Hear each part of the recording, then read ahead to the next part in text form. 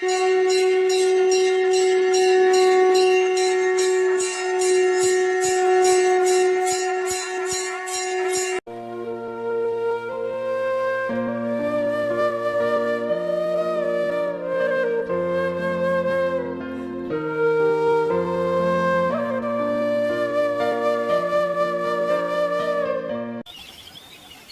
समय पहले की बात है।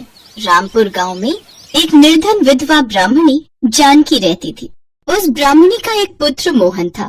दोनों माँ बेटे भीख मांगकर अपना जीवन यापन कर रहे थे। भीख में उन्हें जो कुछ भी थोड़ा बहुत मिलता, उससे वो अपनी भूख शांत करते थे। ब्राह्मणी कई वर्षों से प्रदोष व्रत का पालन कर रही थी।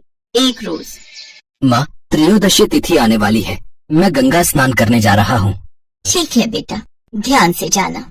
मोहन त्रयोदशी तिथि पर गंगा स्नान करने चला जाता है, लेकिन वापस लौटते वक्त उसका सामना लुटेरों से हो जाता है। तेरे पास जो कुछ भी है जल्दी से हमारे हवाले कर दे, समझा? लेकिन मैं बहुत गरीब हूँ और मेरे पास ज्यादा कुछ नहीं है, मुझे छोड़ दो। तुझे जो बोला समझ में नहीं आता क्या बे? या अपनी जान से हाथ धोएगा? नहीं, मुझे मत मारो, मेरी माँ के अलावा मेरा इस दुनिया में कोई नहीं है। मोहन के पास जो कुछ भी थोड़ा बहुत सामान था वो उन लुटेरों ने उससे छीन लिया। तभी वहाँ कुछ सैनिकों के आने की आवाज आई। अरे, लगता है राजा के सैनिक आ रहे हैं, भागो जल्दी करो। लुटेरे वहाँ से भाग जाते हैं। उनके जाते ही सैनिक वहाँ आ जाते हैं और वो मोहन को ही लुटेरा समझकर पकड़ लेते हैं और उसे राजा के सामने प्रकट करते हैं। लुटेरों के लिए मेरे राज्य में एक ही सजा है, इसे कारागार में बंद कर दिया जाए। लेकिन राजा साहब, मेरी बात तो सुनिए। हमें कुछ नहीं सुनना, हमने कहा ना, इसे पकड़कर बंद कर दिया जाए। सैनिक उसे पकड़कर कारावास में डाल देते हैं। उधर मोहन के ना लौटने पर उसकी बूढ़ी माँ को उसकी चिंता सताने लगी। उस रोज उस बूढ़ी माँ ने प्रदोष काल का व्रत रखा था। जब इस बात की जानकारी मिली तो वो भगवान शिव के आगे रोते हुए प्रार्थना करने लगी। हे प्रभु, मेरा बेटा जहाँ भी हो सही सलामत हो। वो बहुत भोला है प्रभु, उसकी रक्षा करना, उसकी रक्षा करना। उस ब्राह्मणी की प्रार्थना सुनते ही भगवान शिव उस राजा के सपने में आए। हे राजेश्वर, मोहन बिल्कुल निर्दोष है। वो कोई लुटेरा नहीं, बल्कि एक राहगीर था जो लुटेरों का शिकार हो गया। उसे जल्द कारावास से रिहा किया जाए। राजा झट से नींद से जागा और तुरंत कारावास की ओर भागा और मोहन को छोड़ने का आदेश दिया। छोड़ दो इसे मोहन, मुझे माफ कर दो, मुझसे गलती हो गई जो मैंने तुम्हें लुटेरा समझकर कारावास में बंद करवा दिया। लेकिन अब मुझे पता चल गया है कि तुम लुटेरे नहीं बल्कि उन लुटेरों के शिकार हुए हो। अब मैं अपने किए का पश्चाताप करना चाहता हूँ। कहो, तुम्हें भेंट स्वरूप हमसे क्या चाहिए? राजा साहब, मैं सिर्फ एक मुट्ठी धान आपसे चाहता हूँ। एक मुट्ठी धान? लेकिन उसका तुम क्या करोगे? हे राजन, इस समय मेरे लिए ये धान संसार का सबसे अनमोल धन है। मैं इसे अपनी माता को दूंगा, जिससे वो आज भगवान शिव को इसका भोग लगाएंगी और फिर वो अपना प्रदोष काल का व्रत खोलेंगी। फिर हम उस प्रसाद को ग्रहण करके अपनी भूख शांत करेंगे। ये सुनकर राजा को उन पर दया आई। उसने अपने सैनिकों को कहकर ब्राह्मणी को बुला लिया। कुछ देर बाद ब्राह्मणी राजमहल पहुंची, जहां राजा ने माँ पुत्र दोनों को खूब सम्मान दिया। आज से मोहन, हम तुम्हें अपना सलाहकार नियुक्त करते हैं। साथ ही उसने ब्राह्मणी और मोहन को ढेर सारा धन भेंट स्वरूप दिया। इस प्रकार प्रदोष काल का व्रत करने से ब्राह्मणी और उसके पुत्र का सारा जीवन बदल गया। हर महीने की कृष्ण और शुक्ल पक्ष की त्रयोदशी तिथि को प्रदोष व्रत रखा जाता है। ये व्रत महादेव को समर्पित है। इस दिन महादेव और माता पार्वती की आराधना की जाती है।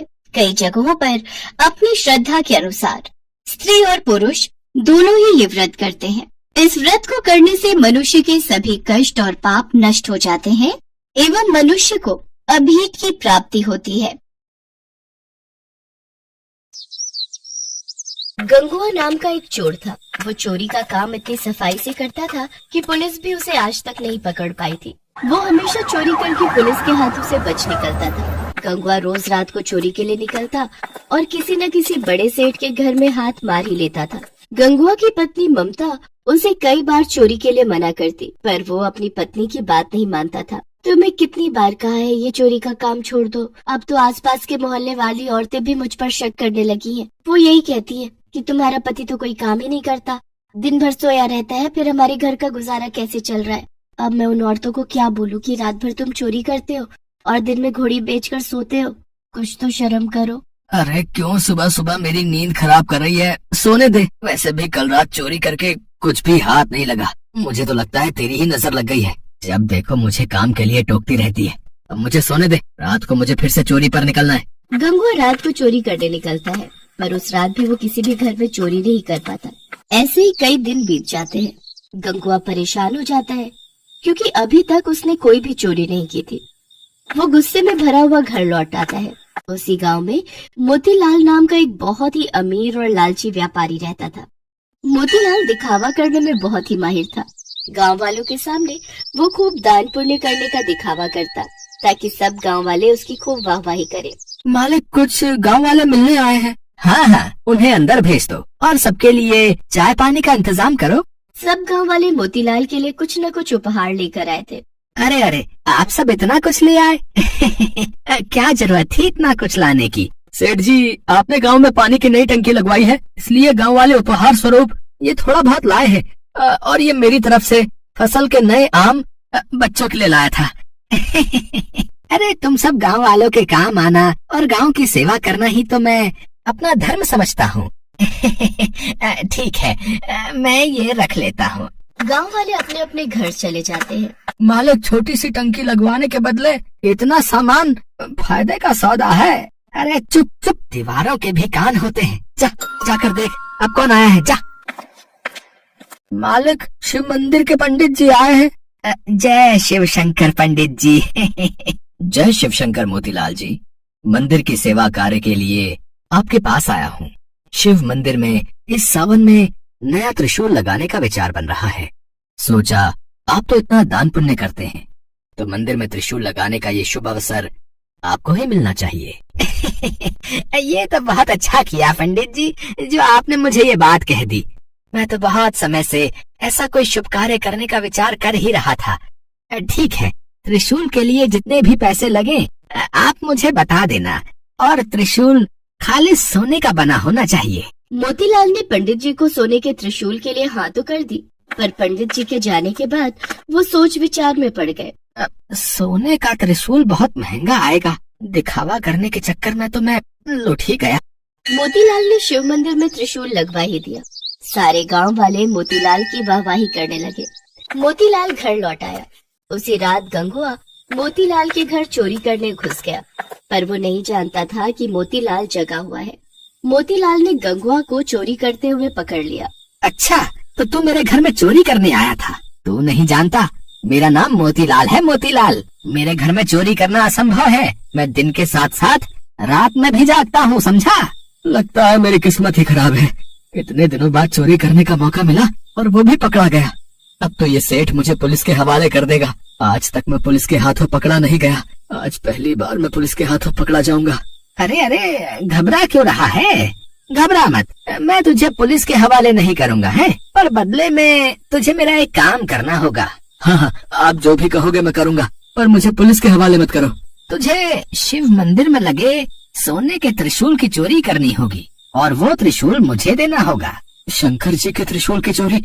पर हाँ, शंकर जी के त्रिशूल की चोरी। तुझे अभी इसी समय त्रिशूल चुराकर मेरे पास लाना होगा, उसके बाद मैं तुझे छोड़ दूंगा। नहीं तो तू जानता है, मैं शोर मचा दूंगा और तुझे पुलिस के हवाले कर दूंगा। फिर पुलिस तुझे महीनों तक नहीं छोड़ेगी। हाँ ठीक है सेठ जी, मैं अभी जाकर त्रिशूल चुरा कर लाता हूँ। गंगुआ उसी रात शंकर जी के मंदिर जाता है और त्रिशूल को चुराकर सेठ मोतीलाल को दे देता है, पर गंगुआ को उस रात नींद नहीं आती। अगले दिन सुबह पूरे गांव में शोर मच जाता है कि शंकर जी के त्रिशूल की चोरी हो गई है। सुनो जी, तुम्हें पता है शंकर जी के मंदिर से सोने के त्रिशूल की चोरी हो गई है। कहीं ऐसा तो नहीं कि त्रिशूल तुमने चुराया हो?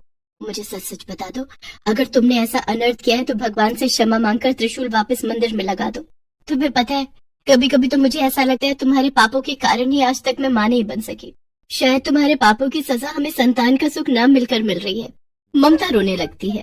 गंगुआ जब ममता को रोते हुए देखता है तो उसे अपने ऊपर बहुत पश्चाताप होता है और वो ममता को सच सच बता देता है। मुझे माफ कर दो, मैं चोरी करने में इतना अंधा हो गया था कि मैंने भगवान को भी नहीं छोड़ा। मैंने अपने आप को बचाने के लिए शंकर जी के त्रिशूल को चुरा लिया और उस लालची सेठ मोतीलाल को दे दिया। अब मैं क्या करूं ममता? तुम पंडित जी को और गांव वालों को सब सच बता दो। डरो नहीं, सेठ मोतीलाल तुम्हारा कुछ नहीं बिगाड़ पाएगा। मैं तुम्हारे साथ चलती हूँ। गंगुआ मंदिर पहुँचता है। वहाँ पर गांव वालों की भीड़ लगी थी। सेठ मोतीलाल भी मंदिर में ही खड़ा था। सेठ जी, आपने इतने मन से भगवान शंकर के मंदिर में त्रिशूल लगवाया और देखिए कल रात को चोरी हो गया। सचमुच मैं इन सब बातों के लिए बहुत शर्मिंदा हूँ। पता नहीं चोर मंदिर के भीतर कैसे घुस गया। कोई बात नहीं पंडित जी, भगवान की जैसी मर्जी। अच्छा मैं चलता हूँ, कोई और सेवा हो तो बता देना। कहाँ चल दिए पंडित जी? कहीं त्रिशूल लेने तो घर नहीं जा रहे? क्या मतलब है तुम्हारा? क्या तुम जानते नहीं हो कि त्रिशूल की चोरी हो चुकी है? पंडित जी, चोरी का त्रिशूल सेठ मोतीलाल के घर पर ही है। अगर आप सबको यकीन ना हो तो आप इनके घर की तलाशी ले सकते हैं। ये तुम क्या कह रहे हो? सेठ मोतीलाल बहुत ही धार्मिक प्रवृत्ति के व्यक्ति हैं और त्रिशूल तो उन्होंने स्वयं ही मंदिर में लगवाया है। तो फिर त्रिशूल इनके पास कैसे हो सकता है? पंडित जी, ये सेठ मोतीलाल देखने में ही धार्मिक है पर मन से बहुत ही बुरी प्रवृत्ति के हैं। गंगुआ पंडित जी और गांव वालों को बीती रात की सारी सच्चाई बताता है, जिसे सुनकर सब लोग हैरान रह जाते हैं। सेठ मोतीलाल के घर की तलाशी लेने पर शंकर जी का त्रिशूल मिल जाता है। सेठ जी, ये त्रिशूल अब आप ही रखो। आप अब इस त्रिशूल को मंदिर में लगाने के अधिकारी नहीं हैं। भगवान तो श्रद्धा के भूखे होते हैं। यदि आपका मन नहीं था दान पुण्य करने का तो आप हम सभी को साफ साफ कह देते। ये दिखावा करने की कोई आवश्यकता नहीं थी। आज के बाद इस शिव मंदिर में आपके दिए पैसों का चढ़ावा नहीं चढ़ेगा। और पंडित जी, हम गांव वाले भी सेठ मोतीलाल के हाथों से कोई धर्म कर्म के कार्य में मदद नहीं लेंगे। हाँ, हर कोई सेठ मोतीलाल के खिलाफ हो जाता है। सेठ मोतीलाल अपना समूह लेकर घर चला जाता है। हे भोले शंकर, आज मैं आपके सामने ये प्रण करता हूँ कि मैं आज के बाद कभी भी चोरी नहीं करूँगा। हमेशा मेहनत की रोटी कमाऊंगा। गंगुआ, तुमने बहुत ही ईमानदारी का काम किया है। देखना, भगवान भोलेनाथ तुम्हें इसका फल अवश्य देंगे। उस दिन से गंगुआ ने चोरी करना छोड़ दिया। अब वो मेहनत मजदूरी करता था। ममता भी गंगुआ को मेहनत मजदूरी करते देख बहुत खुश थी। कुछ समय बाद ममता माँ बन जाती है और एक बहुत ही सुंदर बच्चे को जन्म देती है।